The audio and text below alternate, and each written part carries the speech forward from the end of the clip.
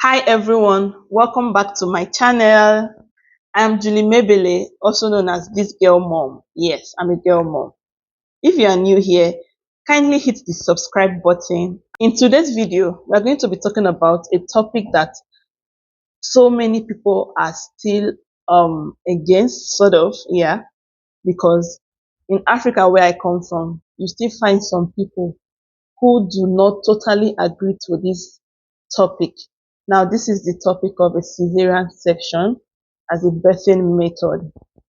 So let me put out this disclaimer. I'm not a medical practitioner or any of such. I'm just sharing my experiences and yeah, that's basically it. So if you have any questions you would like to ask, please do well to do that in the comment section and I will answer it to the best of my knowledge. Thank you. It is quite unfortunate that we still have some people who are still very myopic about birthing through a cesarean section. Now, you might want to know that opting for a CS is not an easy task. I mean, it is not, because I've gone through it 3 good times for my lovely girls and I will go through it again. There are so many reasons that would warrant a C-section. Let me just mention a few. It could be prolonged labor, maybe the baby is in distress, it could be if you are carrying multiples, and so many other reasons. Today I'll be sharing with you the reason why I birthed through a cesarean section.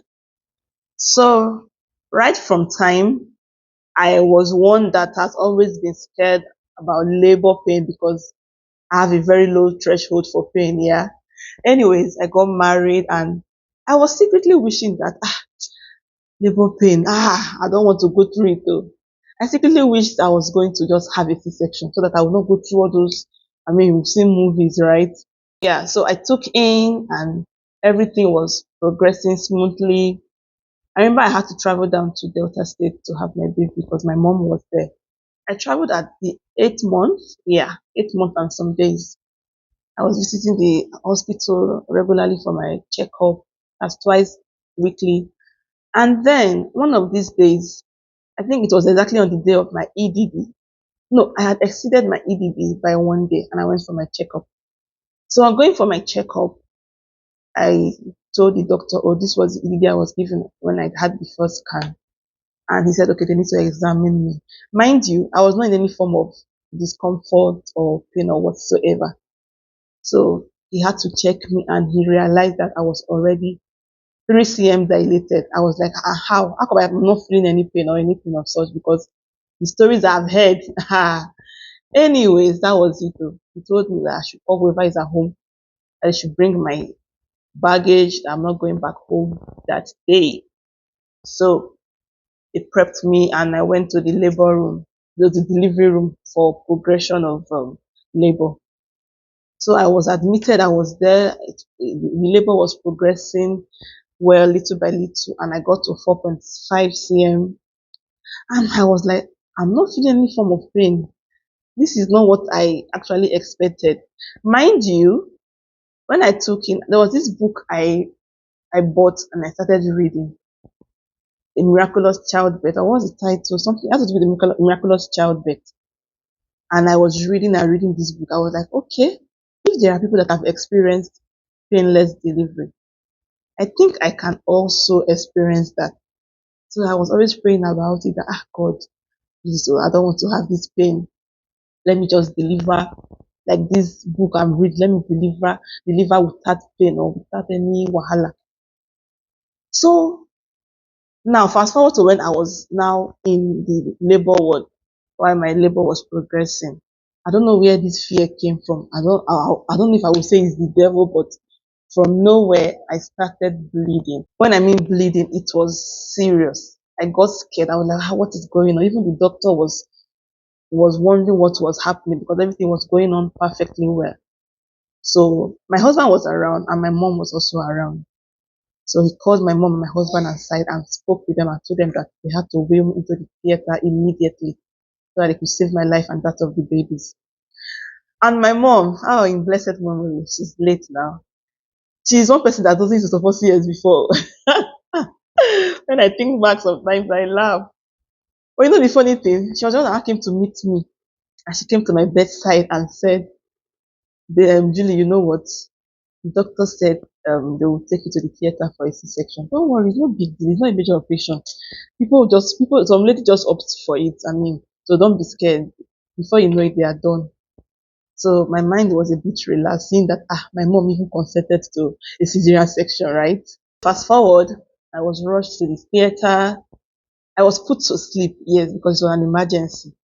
So they knocked me out, and man, that before I finally logged off, I was just praying to God that please let me wake up with my baby alive and no issue. So they got to work, and within I can't remember the timing now, but I was out. I know they wheeled me to the recovery room, and I remember when I opened my eyes, the first thing I was requesting for was like, where's my husband? It's not even the baby I was carrying. No. I guess it's because I had not usually accepted the fact that and I have a baby, right? So I was like, where's my husband? So they called him for me. Before they now brought my baby to me, and I was like, oh, wow, thank God that this thing was successful. Imagine if they didn't perform that emergency surgery. Only God knows what would have happened. Sometimes I laugh when people say, oh, CS is the easy way out. Oh, CS people, they didn't give birth because they didn't push their baby out like the Hebrew women. Excuse me, Hebrew women, oh. And then again, it's important for you to know that it is God that gave these doctors the knowledge to perform this C-section, because C-section is a major surgery. I mean, 7 layers of your body are cut open to get to your baby. Some people say C-section is rather, when people say, oh, if you gave birth through C-section, you are not a woman. I just look at them and shake my head, because I believe they are speaking from a place of ignorance. Yes. I've read stories, pathetic stories of how women lose their lives, of how women lose their babies just because they refuse to opt for a C-section, even when the doctor advised. In some cases, it's the husbands and their families that are against it. They will say, never, nobody in our family has given birth through C-section. So why will you be the first one to give birth through a C-section? You must push that baby out. Blah, blah, blah, blah. People. So guys, people of God, birthing through a C-section doesn't make you less of a woman. Neither does it make you less of a mother. I've also read that people that gave birth through C-section, they don't really love their children as much as those that, hey, people, as in, what is it? If for those that know me very well, that know me to the house, people that know me well, they know how much I don't joke with my girls. They know how I love them to bits. So whoever came up with that thought that, oh, people that gave birth through C-section, they don't have that love for their baby like that, I pity you. At the end of the day, the most important thing is a healthy baby and a healthy mom. And be grateful to God that you went in and you came back alive. Okay? So stop body shaming women who, because of one reason or the other, couldn't push out their babies. Let's learn to accept people's decision. And you know the funny thing, there are women that even opt for CS just for the sake of not wanting to go through labor pain. Everything is fine, the baby is well positioned, no health issues, and they will just decide to go for CS. And I applaud them for that. I mean, it's their body, it's their choice. So stop judging them. Now, for my second baby, you might be wondering, okay, why did I continue with C-section, right? Anyways, medically, it's advised that after having a C-section, you wait for 2 years before you go for another one. That is what the doctors advised. So anyways, when my first baby was 7 months, I realized I was pregnant for my second. I mean, that period of my life, I almost went into depression because I wasn't ready. I mean, I've not finished taking care of one baby. Another one was already on the way. Anyways, the journey started, and I knew it was already going to be a second C-section because the timing is too close. So we didn't even debate it. We didn't debate it. So I was scheduled for an elective C-section and the time came and that was it. I had my second baby peacefully in grand style. So my third baby, the age difference between her and the second is because she's gonna be 3 and the second is gonna be 7. That's like 4 years gap, right? One would have thought, okay, that's a long time, Abby.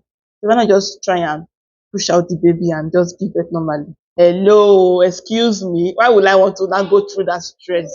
I mean, I've already had 2 C-sections, so why do I want to go through labor pain when I can just opt for another C-section and just complete it like that? Haba, if now you say, what will you choose? I just opted for it, my dear. I was not ready for any serere. Unless I forget, entering the theater and coming out is one thing. Recovery is another thing. That recovery pain, people don't talk much about it, but it is something. Let me not say it's hell, but that pain is on a scale of 1 to 100 is 150 because I mean you went through a major surgery. Then let's not talk about some complications that might arrive. When I had my first and the second, I didn't have any issues. But when I had the last one, I had these terrible headaches that I now found out that it was caused by the anesthesia. That it happens with some pregnancies, being that all pregnancies are different, right? So on this my third CS, recovery was hell. I remember after I was discharged on day 3, I got back home. That same day I got home, I was rushed back to the hospital because I couldn't cope with the headaches. Drugs were not working. They told me, oh, take coke, take coffee, take this. Nothing was working. They rushed me back to the hospital and they had to inject me with whatever it was, and that was how the pain subsided. It didn't go, it subsided. At this point, I was not myself. I'm just thankful for my sisters that were around, my twin and my elder sister. They were the one that were taking care of my baby. I didn't even know myself. I remember vividly, even during the naming, I was in the room all through. It was when it was time to name her that I came out and managed to participate there. Immediately they were done with the naming, I was back into the room because of how terrible the headaches were. I mean, this is the headache that you won't even wish on your enemy because it was something else. And then I told myself, I can't keep taking these injections now to make this headache subside. I was just trusting God. I kept taking my medication and trusting God for perfect healing. And that was how um, I eventually outgrew the headache and everything stopped. But then, of course, the pain is there. You can't cough, you can't sneeze. If you do, you have to hold on to your side because of the impact it will have on that CS site. So mothers who birth through a cesarean section, give you a thumbs up because I've been there 3 times and I tell you it's not easy. They are doing a great and fabulous job and don't let anyone tell you otherwise. Their opinion doesn't really count as long as it's something that you've decided to do, go for it. So all the mamas out there, for those that even want to opt for a C-section without any health issues, I'm rooting for you. So those that are scared about it, they know they have a medical condition and that is the only option, I'm also rooting for you. Just know that you will go in and come out with your baby and yourself alive. Stay safe.